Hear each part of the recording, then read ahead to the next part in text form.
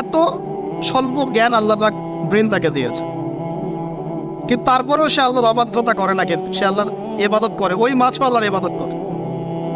এখন আমাদের সমাজে এমন কিছু মানুষ দেখতে পাওয়া যায়, জ্ঞান বুদ্ধি মাশাআল্লাহ এমন বলদের পর্যায়ে, যদি বলি কাশ্মীর মনে হচ্ছে জান্নাত, বলবে যে কাশ্মীরকে জান্নাতের সাথে তুলনা করছে। সুবহানাল্লাহ। যাই হোক, আপনাকে যেটা বলছিলাম, যদি এই বিয়ের ডিসিশন আপনি ঠিক রাখতে পারেন, দুনিয়াতে জান্নাতের একটা ফ্লেভার পাবেন ইনশাআল্লাহ। এই সৌভাগ্য নবী সাল্লাল্লাহু আলাইহি ওয়াসাল্লামের হয়েছিল, কারণ তার ঘরে খাদিজা রাদিয়াল্লাহু আনহার মতো একজন স্ত্রী ছিলেন। সারা দুনিয়া তার বিরুদ্ধে, কিন্তু বাসায় গেলে তিনি প্রশান্তির সাথে থাকেন। এটা নিয়ামত না?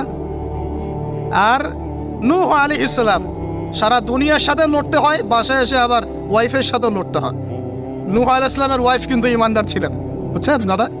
তো এই যে দুনিয়াতে পরীক্ষা, এখন দেখুন আপনাদেরকে বলতে